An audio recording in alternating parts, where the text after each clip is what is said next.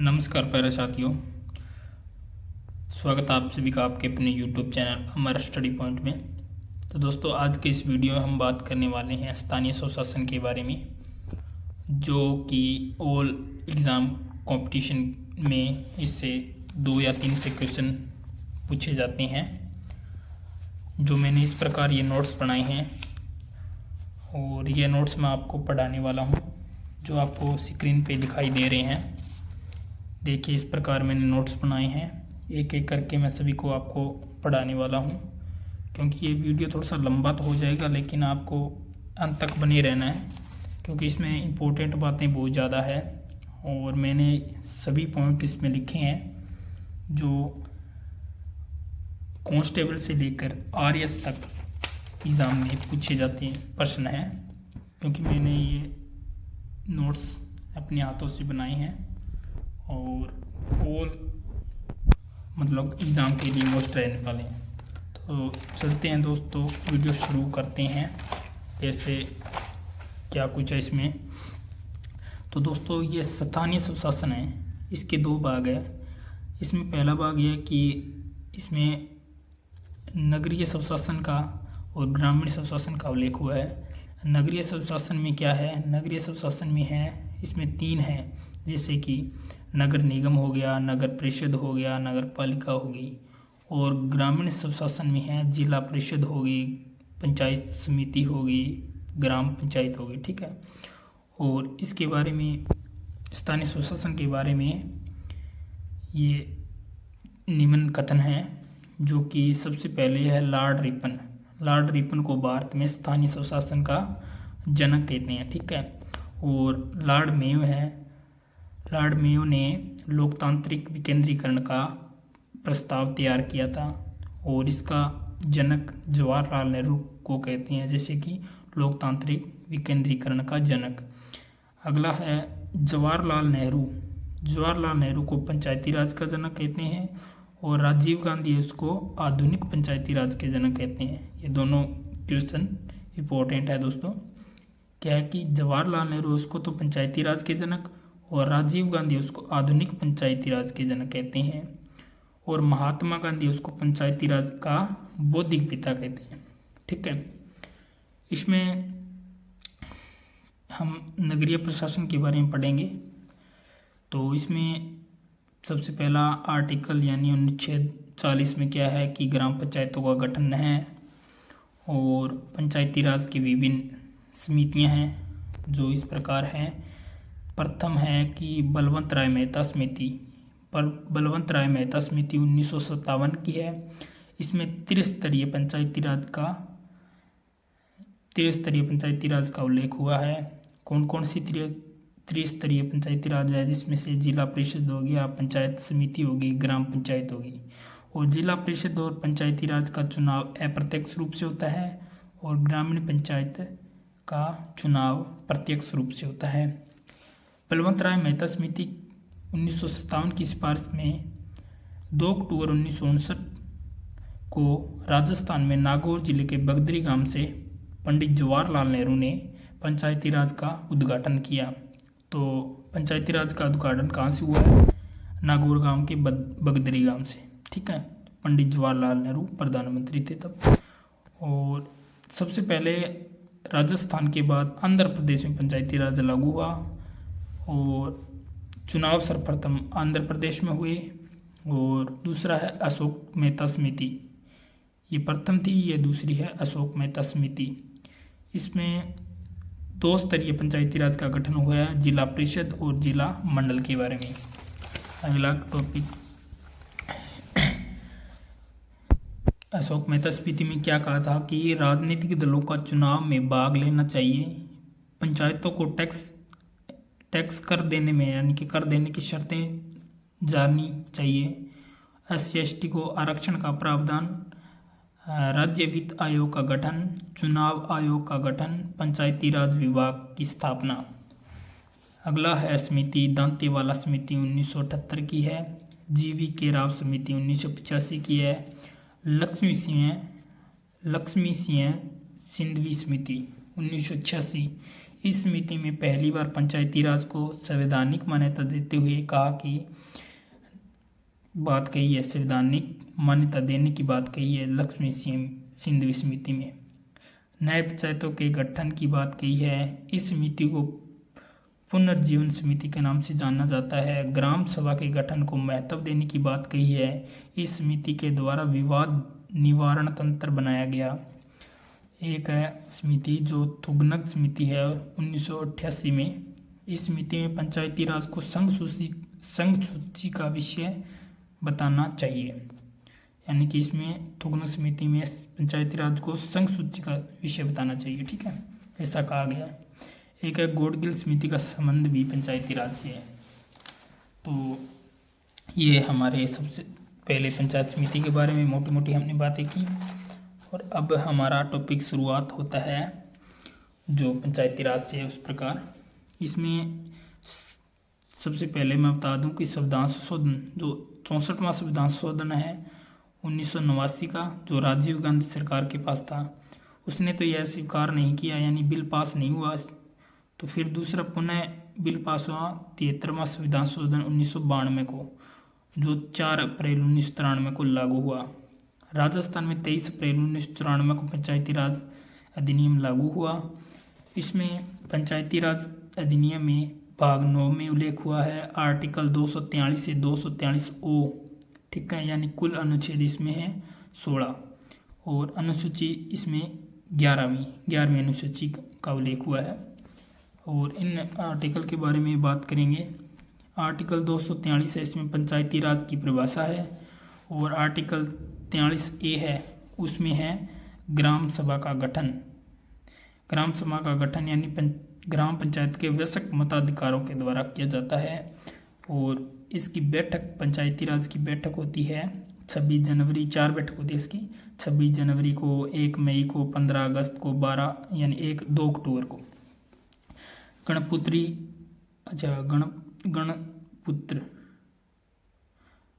ये क्या लिखा है, गणसूत्री, हाँ गणसूत्री नहीं, गणपूर्ति है ये, गणपूर्ति यानी इसको कोरम भी कहते हैं ना, हाँ ठीक है। ये गणपूर्ति, इसमें 1/3 1/10 होती है, अध्यक्ष होते हैं इसके, सरपंच और उप सरपंच होते हैं। आर्टिकल 243B में कहा गया है कि इसके 3 स्तर है, जैसे कि ग्राम पंचायत होगी, ग्राम समिति होगी, ग्राम परिषद होगी, ठीक है।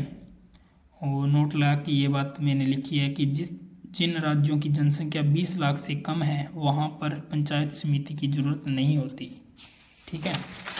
और अगला है पंचायत समिति के चुनाव। पंचायत समिति के चुनाव होते हैं ग्राम पंचायती और पंचायत समिति, जिला परिषद के चुनाव सदस्यों के द्वारा चुनाव होते हैं इसमें, ठीक है। और पंचायत समिति के अध्यक्ष और जिला परिषद के अध्यक्ष का चुनाव अप्रत्यक्ष रूप से चुनाव होता है। ग्राम पंचायत के अध्यक्ष का चुनाव और ग्राम पंचायत के 2 अध्यक्ष है उसका चुनाव होता है राज्य विधानमंडल के द्वारा तय किया जाता है उसको, ठीक है, अध्यक्ष को ग्राम पंचायत के।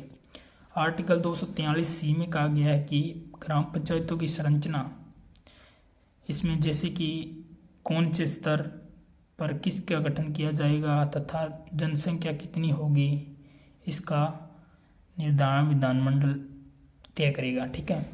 अगला है आर्टिकल 243D में आरक्षण की बात कही गई है।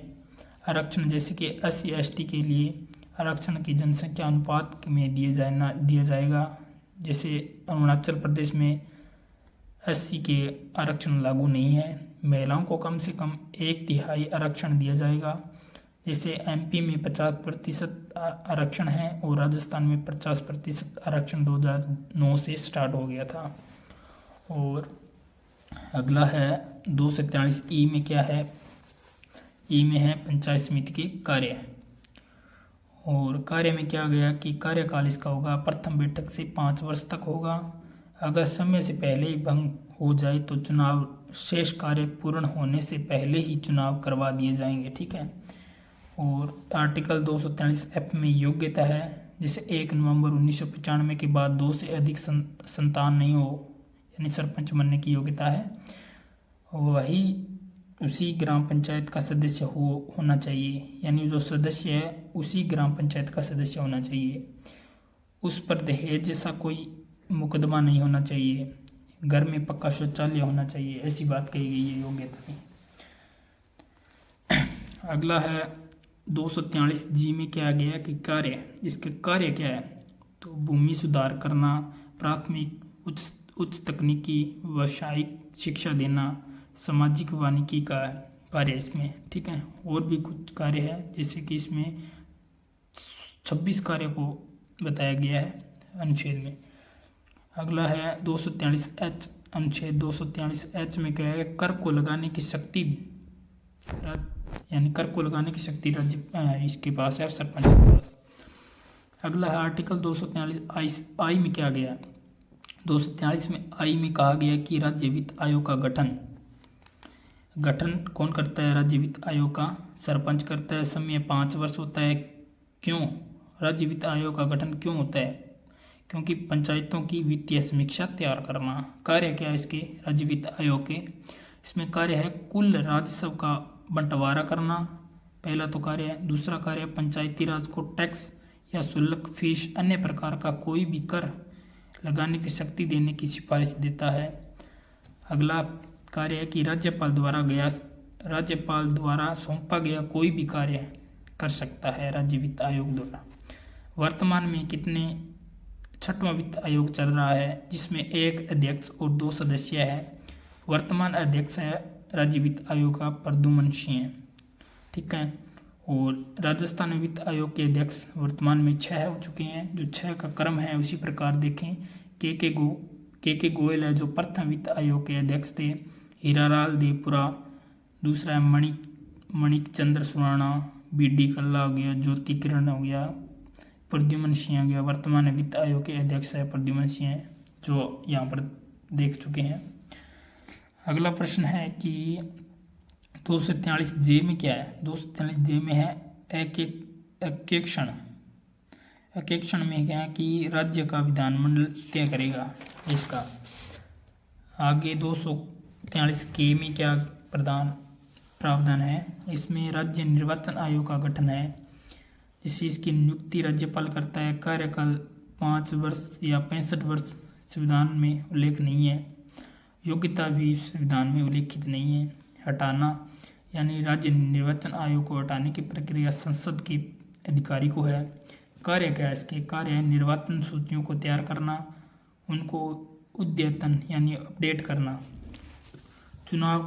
इसके चुनाव होते हैं पंचायती राज, यानी पंचायती राज में, और नगर निकाय से होते हैं, ठीक है। चुनाव आयुक्त वर्तमान में कौन है, जो है प्रेम सिंह मेहरा है।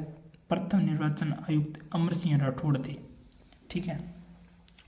और तो दोस्तों वीडियो काफ़ी लंबा होने वाला है, अंत तक बने रहना, क्योंकि मैंने शुरुआत में ही कह दिया था कि वीडियो थोड़ा लंबा होगा, क्योंकि आप तैयारी बनाए रखे हैं और मैंने जो कुछ पढ़ाया है उसको आप थोड़ा वीडियो स्पीड करके और देख सकते हैं, क्योंकि मैं थोड़ा स्पीड से ही चल रहा हूँ, क्योंकि आपको इस प्रकार से नोट्स बना लेना चाहिए, क्योंकि मैंने इस प्रकार वे बनाई है। अगला है 243M में क्या गया कि नागालैंड, मिजोरम तथा मेघालय 3 राज्यों को पंचायती राज लागू नहीं किया जाता। यानी 243M में नागालैंड, मिजोरम, मेघालय ये 3 राज्य है, इसको पंचायती राज लागू नहीं है, ठीक है।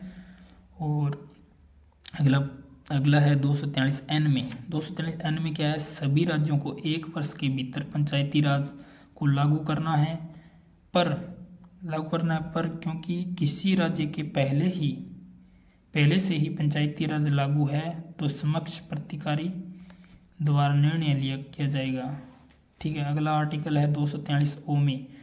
अगर निर्वाचन क्षेत्र को लेकर कोई विवाद है तो न्यायालय की अधिकारिकता को निर्बंध किया जाएगा, ठीक है। इस प्रकार मैंने 243 से 16 अनुच्छेद है उसके बारे में पढ़ा है।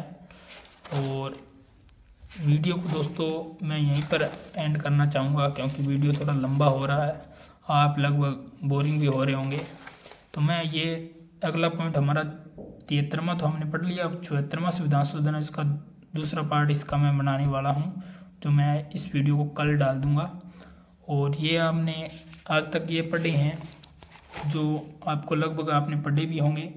मैंने इस प्रकार ये नोट्स बनाए हैं, आपको कैसे लगा कमेंट सेक्शन में बताना है। और अभी तक आप यूट्यूब को सब्सक्राइब नहीं किया है तो प्लीज़ यार फुल सपोर्ट करो यार। मैं ये बना रहा हूँ वीडियो जो कि ये आगे रामबाण हो सके, क्योंकि मेहनत की है मैंने भी दोस्तों। तो इस प्रकार मैंने ये स्थानीय स्वशासन के बारे में आपको बताया है। तो कैसे लगे आपको कमेंट सेक्शन में ज़रूर बताना। मिलते हैं आगे इसके दूसरे पार्ट में, जो कि यहाँ से ये इतना रह चुका है। ये देखो, ये मैं आपको पढ़ाने वाला हूँ। राजस्थान के बारे में अभी तक मैंने पढ़ाया नहीं है, जो आपको पढ़ाने वाला हूँ। ठीक है दोस्तों, मोटा मोटा आपको इस बारे में बता देता हूँ। तो दोस्तों वीडियो को यहीं एंड करता हूँ। मिलते हैं किसी दूसरे पार्ट में। धन्यवाद दोस्तों।